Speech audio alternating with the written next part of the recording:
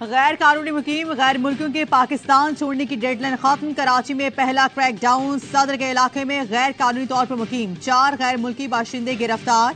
Holding centre मुंतकिल। अब बाकायदा गिरफ्तारियां अमल में आएंगी। निगरान वज़ीर दाखिला सरफराज भुट्टी कहते हैं गैर मुल्की की वापसी से मुल्क के हालात बेहतर होंगे।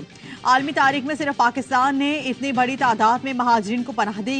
वीजा समेत कानूनी मामूलात मुकम्मल करने के वाले गैर मुल्कियों को खुशामदीद कहेंगे। गैर कानूनी मुकीम अफराद के सहूलतकारों के खिलाफ कानूनी कार्रवाई होगी। जाली शिनाख्ती कार्ड बनाने वाले नादरा मुलाजमीन का मुकम्मल एहतसाब होगा। निगरान वज़ीर दाखिला सिंध हारिस नवाज कहते हैं गैर कानूनी तौर पर मुकीम अफराद को पनाह देने वालों के खिलाफ भी कार्रवाई होगी। निगरान वज़ीर इत्तला बलूचिस्तान का कहना है गैर कानूनी तारकीन वतन की जायदादों को सील किया जाएगा।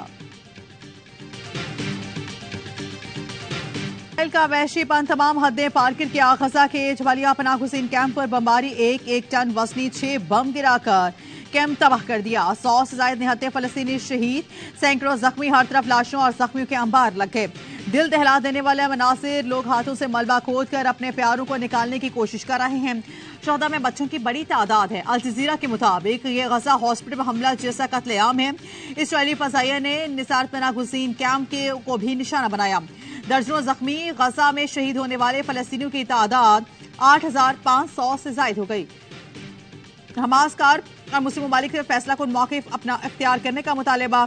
इसराइल फलस्तीनियों के खून का प्यासा है, पनाहगज़ीनों को निशाना बना रहा है। दुनिया का ज़मीर कब जागेगा? क्या उस वक्त जब फलस्तीनी सफाई हस्ती से मिट जाएंगे और मुस्लिम ममालिक फैसला कुन मौक़िफ़ इख्तियार करें? जवालिया हमले में अल जज़ीरा टीवी के नुमाइंदे के खानदान के 18 अफराद शहीद।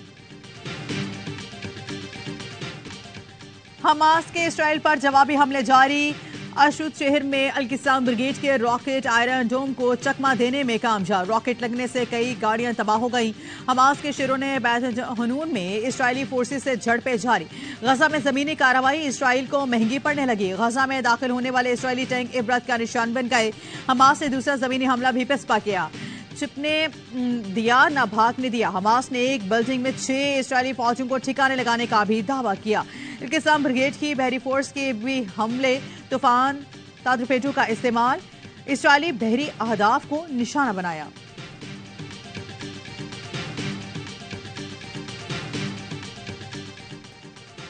इसराइल ने गजा को बच्चों का कब्रिस्तान बना दिया। इसराइल बमबारी से हर 10 मिनट में एक बच्चे की जान जा रही है। रोजाना 400 से ज्यादा बच्चे शहीद या जख्मी हो रहे हैं। यूनिसेफ ने दर्दनाक आदाद शुमार जारी कर दिए। इसराइली बमबारी से गजा में शहीद होने वाले बच्चों की तादाद 3,500 से बढ़ चुकी है।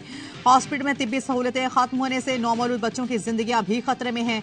शहीद बच्चों में 1 दिन के बच्चे भी शामिल हैं। अम के ठेकेदारों, बहुत हो गया, अब जंग खत्म कराओ। फलस्तीनी बच्चे की पुकार। अरब मुल्कों से मुदाखलत करने का कह दिया।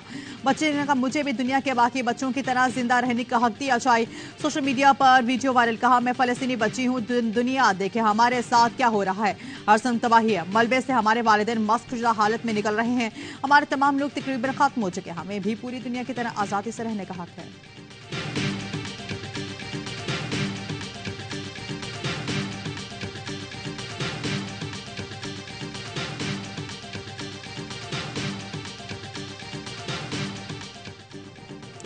अमेरिका फलस्तीनियों के कत्लेआम में मुलव्विस सीनेट कमेटी के इजलास में आवाज दी उठ गई। वाशिंगटन में इसराइल और यूक्रेन के लिए इमदाद पर सीनेट कमेटी की समाअत बदनस्मी का शिकार हो गई।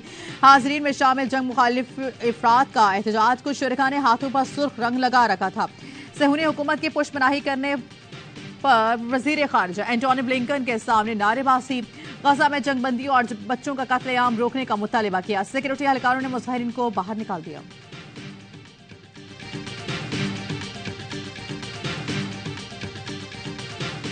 पेट्रोल हाई स्पीड डीजल की कीमतें मौजूद सतह पर बरकरार रखने का ऐलान। 15 नवंबर तक पेट्रोल की कीमत 283 रुपये 38 पैसे। हाई स्पीड डीजल की कीमत 303 रुपये 18 पैसे फी लीटर रहेगी।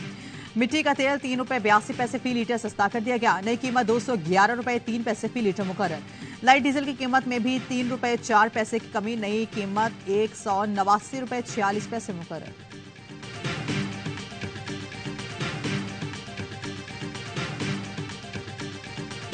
आज शिकस्तों के बाद पहली फतह। पाकिस्तान ने बांग्लादेश को 7 विकेटों से हरा दिया। फखर जमान का शानदार कमबैक। 7 छक्के लगाए, 81 रन बनाए। अब्दुल्ला शफीक के 68 रन, दोनों ने 128 रन की ओपनिंग पार्टनरशिप लगाई। पाकिस्तान ने 105 गेंदों पहले हदफ हासिल कर लिया। Fakhar Zaman man of the match करार। बांग्लादेश ने पहले बैटिंग करते हुए 204 रन बनाए थे। बांग्लादेश इवेंट से बाहर, पाकिस्तान के सेमीफाइनल की उम्मीद अभी बाकी। न्यूजीलैंड और इंग्लैंड को हराया, रन रेट बेहतर बनाया तो सेमीफाइनल में रसाई मुमकिन हो सकती है। वर्ल्ड कप के तमाम मैचेस देखिए ए स्पोर्ट्स पर बराह रास्त।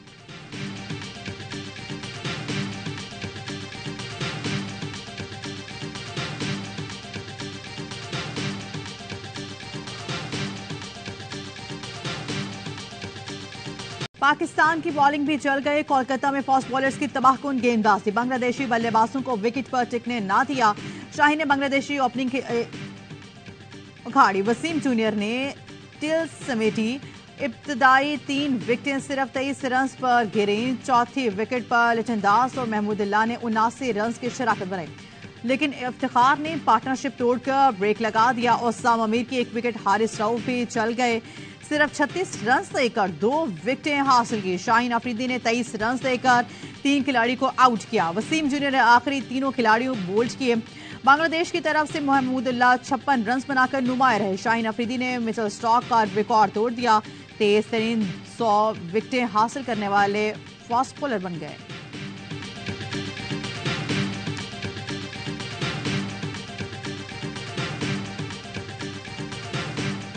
अब ये बात बोली, ये तो आई ओपनर है कि मैं खेल सकता था। मुल्क को अगर जरूरत होती मैं खेल लेता, इसका मतलब उसको खिलाया नहीं। आई थिंक साउथ अफ्रीका के अगेंस्ट से इसको खिलाना शुरू किया क्योंकि हमारी डेस्परेट सिचुएशन थी। हमने रन रेट भी बेहतर करना है और ऐसे इम्पैक्ट प्लेयर को आपको खिलाना पड़ता है।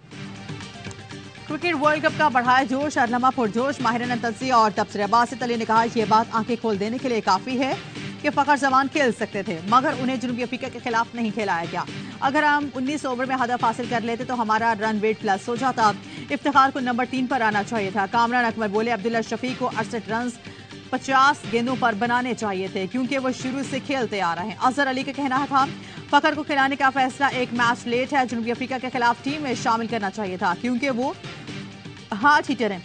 मुस्तफा चौधरी ने रूपधारा, कायम अली शाह और आदि के साथ महफिल को साफरान ने राज बनाया।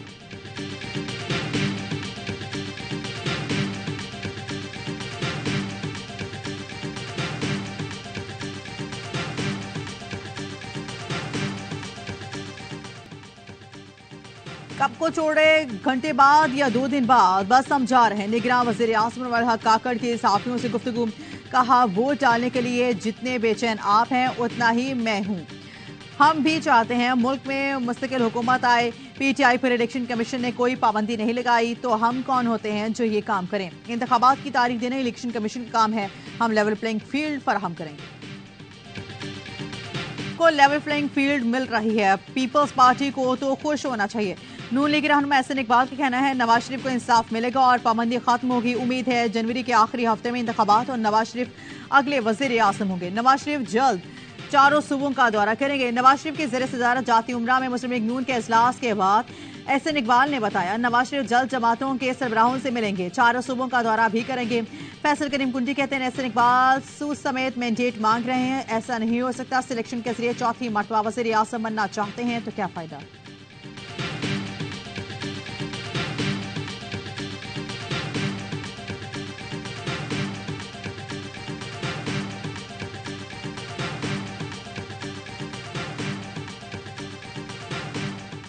नौ मई वाकयात पर जीआईटी की तहकीकात जारी। असद उमर को आज दोपहर 4 बजे जीआईटी में तलब कर लिया गया। असद उमर को 5 थानों में दर्ज मुकदमात की तफ्तीश के लिए बुलाया गया है। जलाओ गिराव के मुकदमात में अदालत ने असद उमर और चेयरमैन पीटीआई की बहनों को शामिल तफ्तीश होने का हुक्म दिया था। असद उमर, अस्मा और अलीमा खान की अबूरी जमानत में 22 नवंबर तक तौसीह। असद उमर कहते हैं मुझे पहले भी इस्तेकाम में पाकिस्तान पार्टी में शमूलियत की दावत दी गई थी। उनकी सियासत है कि उन्हें बेस्ट ऑफ लक, मैं तहरीक इंसाफ के साथ खड़ा हूं।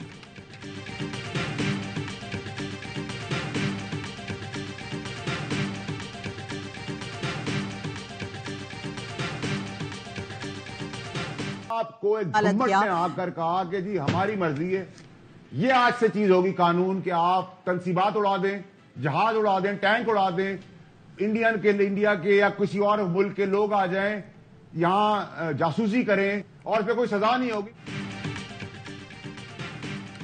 सानिया एपीएस पर मिलिट्री कोर्ट्स ने सब मुजरिमों को सजाए मौत दी। सानिया एपीएस पर एक शख्स को फांसी नहीं हुई क्योंकि वो सिविल अदालत गया। फैसल वाटर कहते हैं 23 अक्टूबर को मिलिट्री कोर्ट्स को मुअत्तल कर दिया गया। दुश्मनों को छूट दे दी गई। छोटे मुल्क में ऐसे काम नहीं होते जैसे अब यहाँ हो रहे हैं। क्या फौजी तंसीबात पर हमला करने वालों को छूट दी जाएगी? पाक फौजी एक इदारा है जो महफूज है, इस पर भी सवाल उठाए जा रहे हैं। माहिर कानून जहजा फरीद ने कहा मिलिट्री कोर्ट से मुतालिक अदालती फैसले पर अपील का हक मौजूद है। निगरान हुकूमत की जानिब से लार्जर बेंच के सामने अपील की जाएगी। मिलिट्री कोर्ट्स की जगह दूसरी अदालत में स्पीड ट्रायल नहीं हो पाता।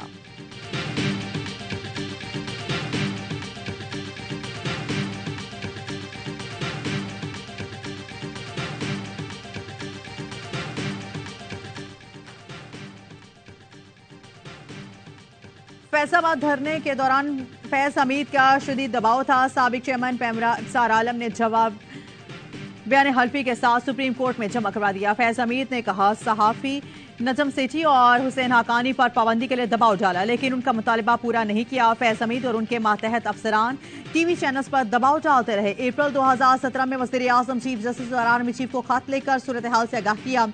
फैसलाबाद धरने में पैमरा कानून की खिलाफ वर्जी पर एक निजी चैनल बंद किया तो फैज हमीद ने दीगर चैनल्स भी बंद करने का कहा। 25 नवंबर 2017 को मरियम औरंगजेब ने तमाम टीवी चैनल्स पर पाबंदी का कहा। मरियम को बताया काबीना मंजूरी के बाद हुकूमती हिदायत पर चैनल बंद कर सकते हैं। फैसलाबाद धरने के दौरान वज़ीर आज़म शाहिद खाकान की हिदायत पर तमाम चैनल्स बंद किए। 2 साल बाद मुझे चैनल्स बंद करने पर ओहदे से हटा दिया गया।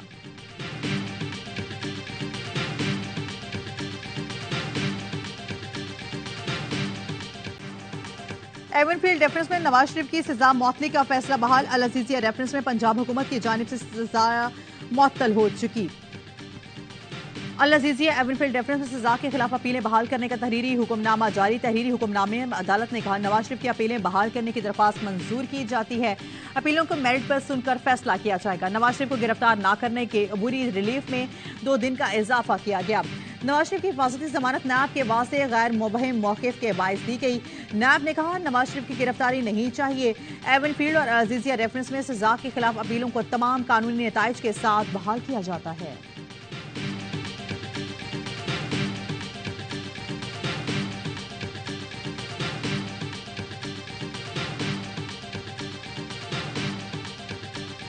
नैब तरमीम फैसले के खिलाफ सुप्रीम कोर्ट में हुकूमत की इंट्रा कोर्ट अपील की समाअत। अदालत ने आइंदा समाअत तक एहतसाब अदालतों के हतमी फैसले से रोक दिया। फारूक इश्नाई की नैब तरमीम का कलअदम करार देने का फैसला मुअत्तल करने के सितम मुसद दरख्वास्त गुजार चेयरमैन पीटीआई नैब इस्लामाबाद और सूबाई एडवोकेट जनरल समेत दीगर फरीकैन को नोटिस जारी।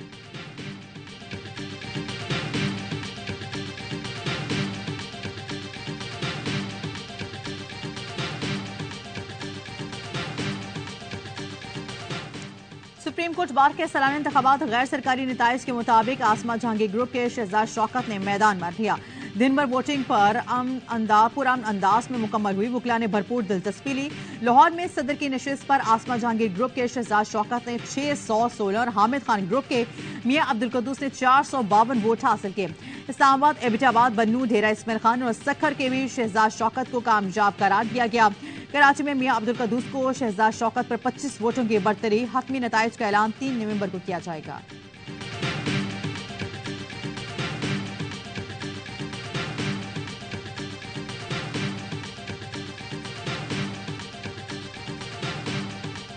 गैस कीमतों में होशरुबा इजाफा। हुकूमत ने 4 माह खसारे का बोझ भी आवाम पर डाल दिया। महंगाई के मारे आवाम की चीखें निकल गई। घरेलू सार्फिन के लिए गैस 172% महंगी। हर माह 400 रुपए फिक्स टैक्स देना पड़ेगा। माहाना 300 MMBTU गैस का नेट 3000 रुपए होगा। गैस टैरिफ में जुलाई तो अक्टूबर का खसारा भी शामिल। आवाम को पेंसी टैरिफ का इजाफी बोझ भी बर्दाश्त करना पड़ेगा। निगरान वज़ीर तवाराई मोहम्मद अली कहते हैं 57% घरेलू सार्फिन का ज्यादा से ज्यादा बिल 1300 रुपए आएगा। गैस की कीमत नहीं बढ़ाएंगे तो मुल्क पर असर पड़ेगा। सालाना खसारा बढ़ने से उधार बढ़ रहा है जिससे महंगाई बढ़ रही है।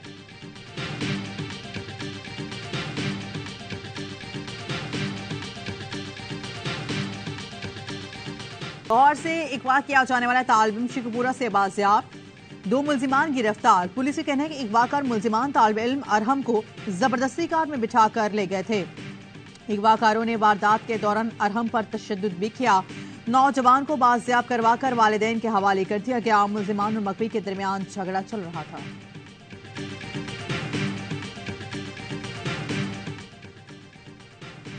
कराची के इलाके फेडरल एरिया ब्लॉक 19 में 2 डाकू शहरियों के हत्थे चढ़ गए। मुल्जिमान लूट मार के लिए पहुंचे थे कि शहरियों ने धर लिया। अवाम के हाथों में पिटने के बाद मुल्जिमान को जख्मी हालत में पुलिस के हवाले कर दिया गया। गिरफ्तार जख्मी मुल्जिमान से असला और दीगर सामान बरामद हुआ।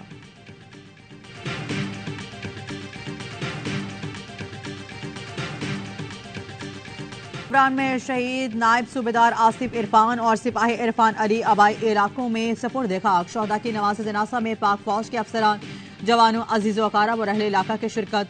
दोनों जवान 29 अक्टूबर को दहशतगर्दों से लड़ते हुए शहीद हुए। ISPR का कहना है दहशतगर्दों के खिलाफ जंग आखिरी दहशतगर्द के खात्मे तक जारी रहेगी।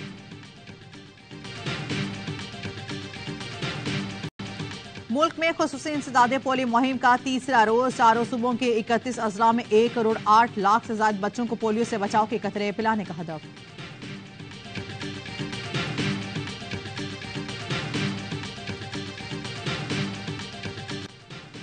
पाक बहरी के ज़ेर इंतजाम चौथे इंटरनेशनल नॉटिकल मुकाबलों का आगाज। इफ्तिताही तकरीब पाकिस्तान नेवल अकेडमी मनोरा में हुई। 4 रोजा इवेंट में कश्ती रानी तैराकी, समुद्र में जान बचाने, सीमैनशिप के मुकाबले होंगे। मुकाबलों में पाकिस्तान, आज़रबाईजान, चीन, इंडोनेशिया, इटली, सऊदी अरब, ओमान और तुर्की की टीमें हिस्सा ले रही हैं। करनी चाहिए क्योंकि जी अगर आपको किसी चीज पे शक है तो उन्होंने कहा कि जी मेरे पास सर फोन आया तो उन्होंने कहा कि जी हमने 5 लोगों की कमेटी बना दी है। मैंने कहा कि जी ठीक है कि 5 लोगों की कमेटी आपकी बन गई है, उस टाइम तक मैं स्टेप डाउन हो जाता हूँ। साबिक चीफ सेलेक्टर इंजमामुल हक पर मफादात के टकराव का इल्जाम। PCB के 5 रुकनी तहकीकाती कमेटी ने काम शुरू कर दिया। जराये के कहना है PCB जल्द तहकीकात मुकम्मल करने का ख्वाहिशमंद है।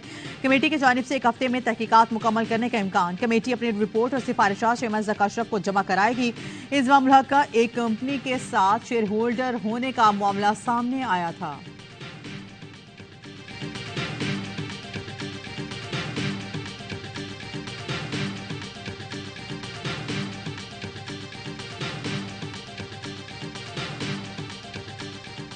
सलमान इकबाल भाई का, जिन्होंने मुझे बहुत बड़ा मौका दिया। सिलेक्शन के बाद हम यहाँ आए तो मुझे बहुत अच्छा फील हो रहा था। मैं यहाँ किंग्स टैलेंट प्रोग्राम में आया हूँ। यहाँ से मैं बेस्ट हूँ और मुझे मौका मिला है प्रोफेशनल कोचेस का। तो मेरा ये कोशिश है कि मैं अच्छी ट्रेनिंग ले सकूँ और आगे टीम के लिए परफॉर्म करूँ। कराची किंग्स का टैलेंट प्रोग्राम खिलाड़ी की कोच में मिल गए 3 बरक रफ्तार बॉलर। फवाद अरसलान दोस्त और Mohammad Suleman kings talent programme के लिए मुंतखब हो गए। तीनों फास्ट बॉलर को तरबियत और करियर डेवलपमेंट में रहनुमाई फराहम की जाएगी। कराची किंग्स के कोच मोहम्मद मुसव्वर की ज़ेर निगरानी माहिर कोच और ट्रेनर्स नौजवान फास्ट बॉलर को तरबियत देंगे।